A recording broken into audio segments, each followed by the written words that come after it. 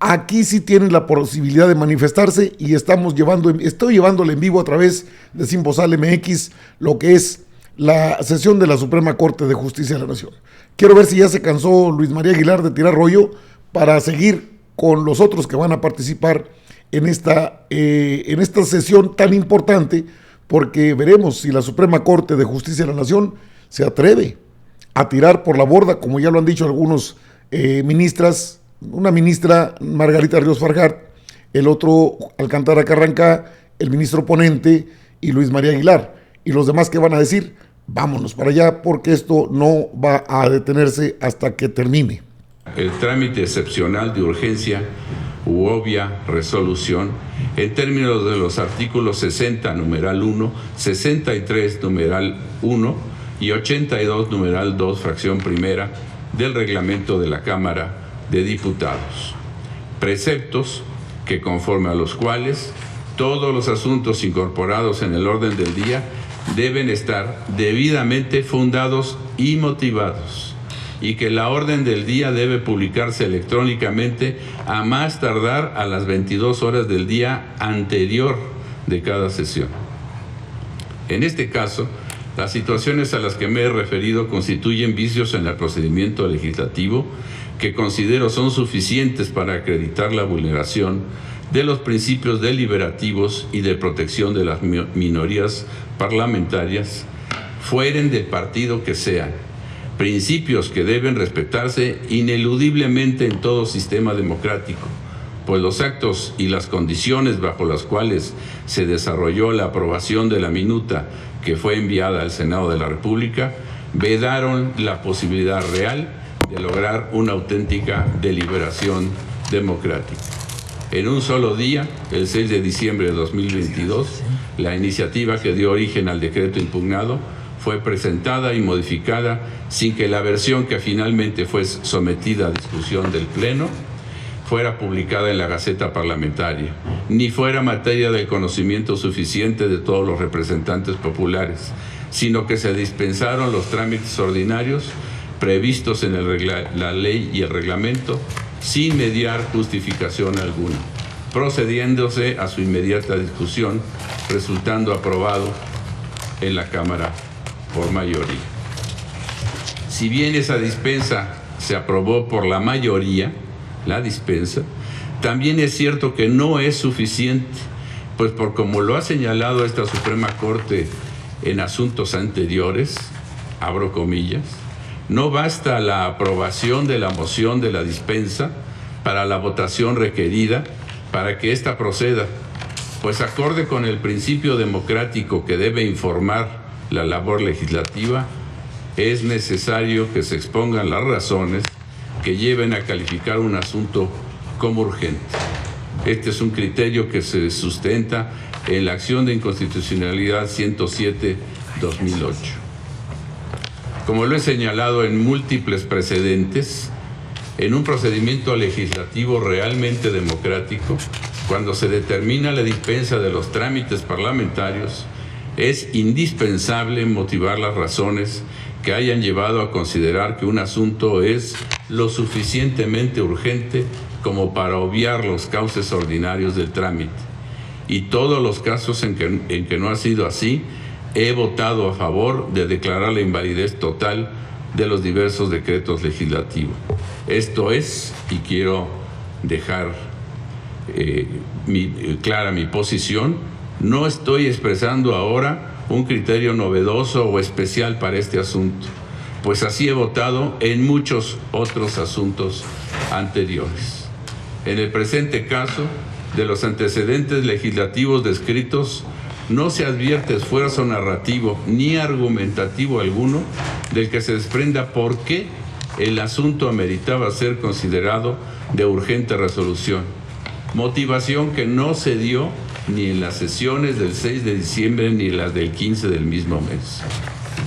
No arribo a esa conclusión a través de un proceso de análisis novedoso o creado como traje a la medida.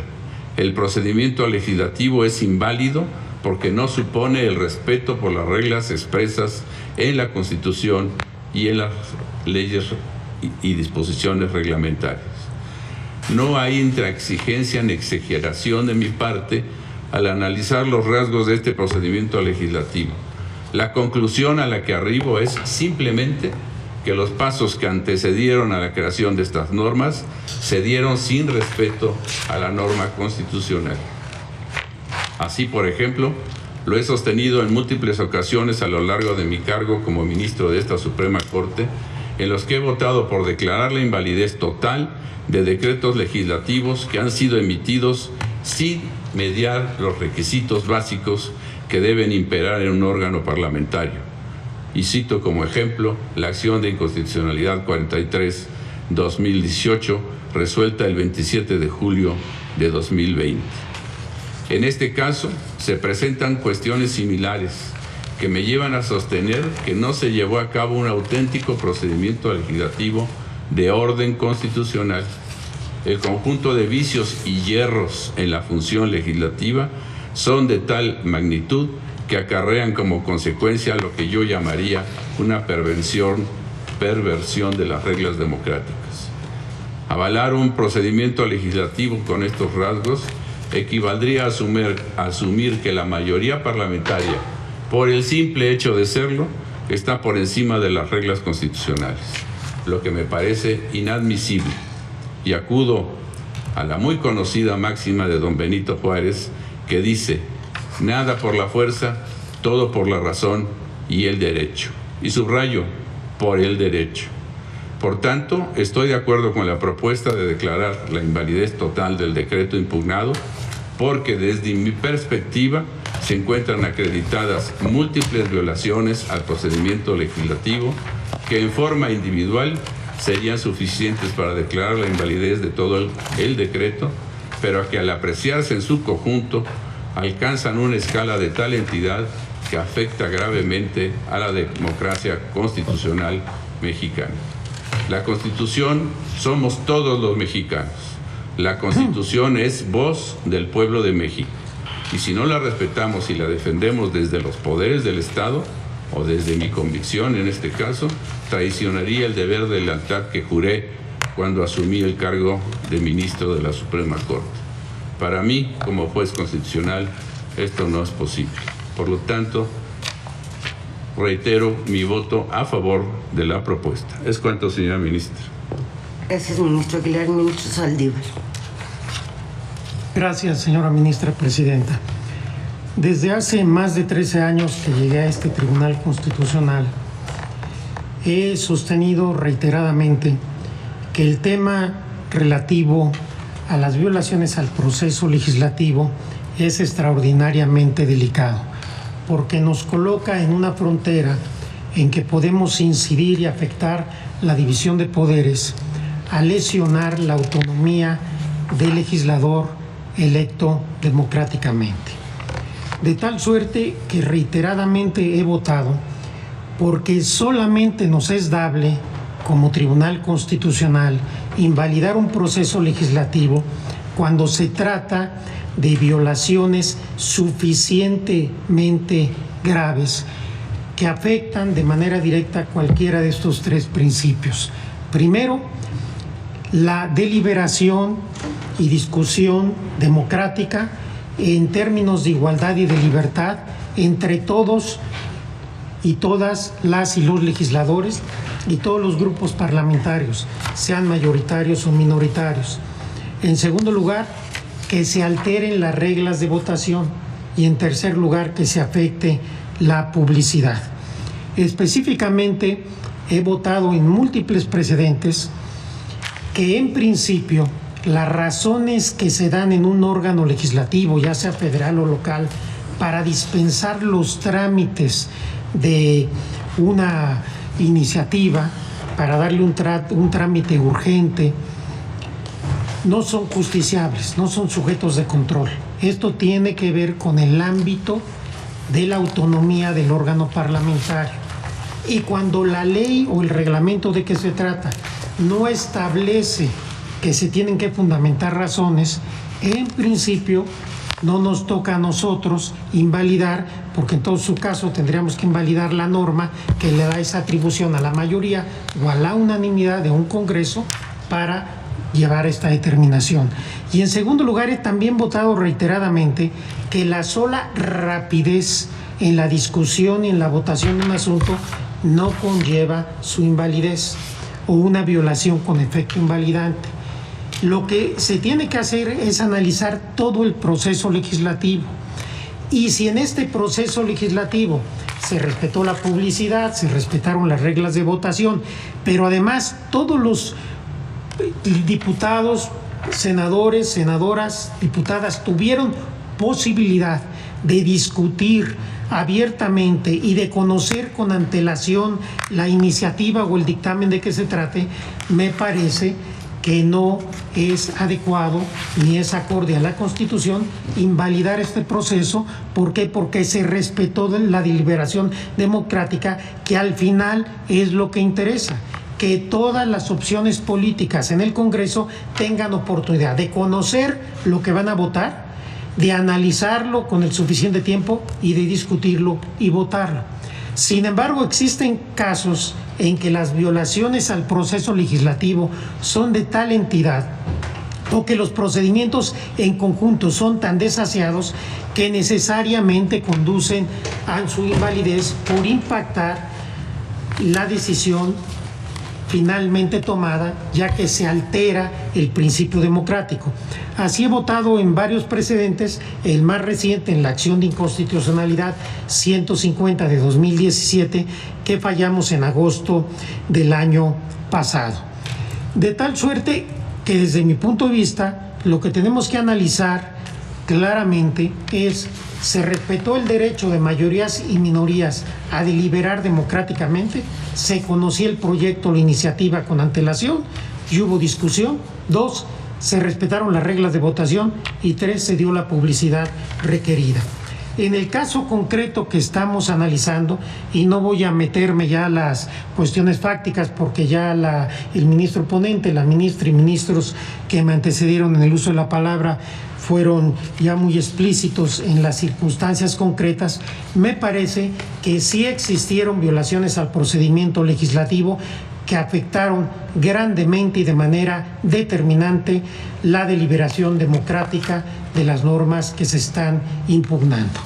La iniciativa presentada por el Grupo Parlamentario de Morena fue presentada y sometida a votación de la Cámara de Diputados prácticamente el mismo día y hora de la sesión correspondiente. No hay constancia de la publicación previa conforme marcan las normas correspondientes, y tampoco tenemos constancia de que haya sido del conocimiento de las diputadas y diputados con la antelación necesaria para conocer a cabalidad su contenido y poderse posicionar y discutir. Para mí, este simple hecho es suficiente para considerar que existieron violaciones graves al procedimiento. Yo no tendría que pronunciarme sobre las otras violaciones que vienen en el proyecto, algunas que voy a expresar ahora que incluso no comparto. Pero me parece que se privó a los diputados y diputadas, a todos, pero principalmente a los que pertenecen a los grupos minoritarios, de participar en un debate en condiciones de igualdad y libertad. No se puede discutir, no se puede alegar sobre una propuesta legislativa que no se conoce o que no se conoció con la antelación adecuada. Fácticamente es imposible que hayan podido allegarse de toda la información, procesarla, analizarla y poder tener un posicionamiento. De hecho, si vemos las discusiones en el Pleno, todo tenía que ver con la premura de los trámites. No se podían posicionar sobre el fondo porque, reitero, no lo conocían. Y en un Congreso, si bien es cierto que tenemos que tener una deferencia al legislador democrático y no interpretar desde mi punto de vista las reglas de una manera rígida, sí tenemos que velar porque en un parlamento, en un Congreso, en un órgano legislativo, todos los grupos parlamentarios puedan debatir en condiciones de igualdad y de libertad, lo que en este caso no sucedió.